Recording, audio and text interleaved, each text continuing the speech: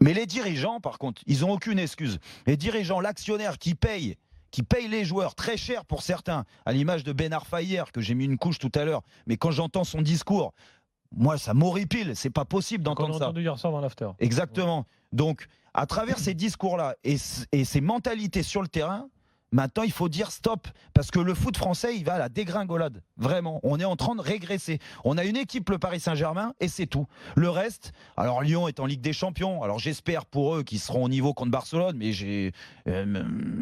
j'en doute vraiment. Je pense qu'ils vont passer à la trappe. Et que derrière, les Lyonnais, pareil, ils sont bredouilles cette année, ils ne gagneront pas de titre, et c'est les premiers à critiquer, à ceci, cela. J'ai envie de dire déjà ça aux dirigeants, aux entraîneurs et aux joueurs. Au bout d'un moment, rappelez-vous quand vous étiez gamin, moi je suis passé par là. J'ai pas envie de faire le donneur de leçons parce que moi aussi par moments ça m'est arrivé et je le dis souvent, ces premiers matchs de Coupe de France qui sont des matchs traquenards, t'as pas envie de les jouer, c'est la vérité. Sauf que quand t'as pas envie de les jouer, tu peux être honnête aussi, aller voir ton entraîneur quand t'as une certaine expérience. Attention, hein. Quand j'avais 20 ans, jusqu'à 25 ans, 26 ans, 27 ans, je peux te dire que ces matchs, je les jouais à fond. Alors des fois, j'étais pas bon, mais au moins j'avais la mentalité de la gagne, j'avais envie de le gagner et de pas passer pour un con. Et les joueurs, rappelez-vous, tout le travail, vous avez un métier fabuleux, vraiment, c'est un métier fabuleux. Au bout d'un moment, il faut arrêter de se cacher, il ne faut pas se voiler la face, il faut se remettre en question. Et s'ils n'y arrivent pas, je te dis qu'on va encore plus dégringoler. Déjà qu'on est ridicule sur la scène européenne, on l'a vu cette année, ça va être de pire en pire.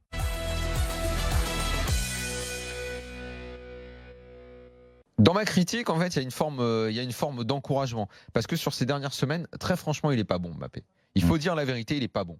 Il est pas juste dans son jeu d'abord, soit trop personnel, soit trop systématique, pas bon dans une position de neuf, qui, je pense, n'est pas encore la sienne. Peut-être elle le sera un jour. Il a, je crois, forcément une marge de progression. Les joueurs intelligents ont une marge de progression et n'arrêtent pas de progresser, donc il n'y a pas de raison qu'ils s'en tiennent à simplement ce qu'il est aujourd'hui, un joueur ultra rapide, capable de faire de grosses différences. Non, je pense qu'il peut ajouter d'autres choses dans son jeu. Et mon avis du soir, c'est ça, c'est qu'il ne doit pas échapper à la critique et à l'autocritique. Et j'espère que même au club, les gens seront assez lucides pour ne pas, en gros, dire le Golden Boy, on le laisse faire ce qu'on veut en permanence. Que Tourelle lui dise, hier, t'as glandé complet, mon gars, au niveau du remplacement défensif, t'as rien foutu. Depuis Belgrade, tes prestations sont pas bonnes. Il faut pas que tu prennes le boulard, il faut que tu restes simple, évidemment que tu peux pas rester simple quand tu es à son niveau de notoriété, de talent, de salaire, de tout ce que tu veux. Évidemment, il faut arrêter de croire que les footballeurs sont des gens normaux. Ils sont pas normaux et on ne demande pas à ce qu'ils soient comme ça.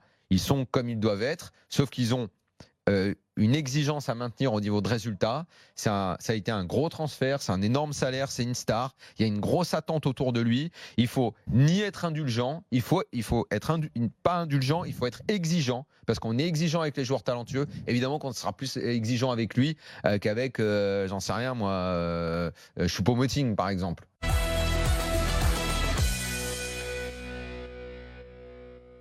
Il y a un épisode en 2001 qui c'est un joueur du Treviso au Molade qui est insulté par ses propres supporters.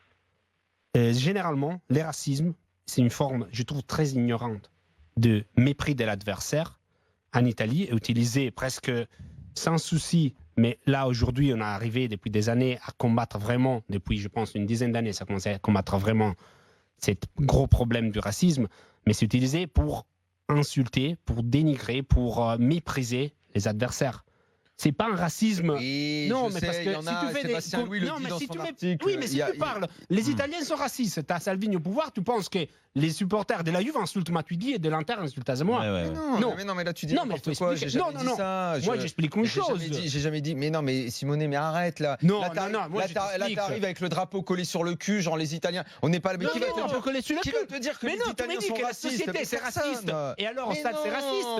Non. Mais c'est alors je vais te le redire. Essaye de comprendre. Je te dis que quand le pays est traversé depuis plusieurs années maintenant par des hommes politiques qui ont souvent un vocabulaire extrémiste, de rejet, d'insultes, quand tu as eu au pouvoir pendant des années un homme comme Berlusconi qui faisait de la provocation une marque de fabrique, du rejet de l'autre, de l'insulte, tu ne peux pas être étonné que, tu ne peux pas être étonné. Mais tu reviens trop sur l'actualité, Daniel. Profitons Dans de les la années présence 80, de c'était les Sébastien gens du Louis. Sud qui étaient ciblés comme ça. Simonet, s'il Il te n'y avait plaît. pas les Mais Berlusconi bien au pouvoir. sûr, Les gars, Aujourd'hui, c'est devenu je autre te dis chose. pas, tout le monde est comme Sébastien ça. Louis.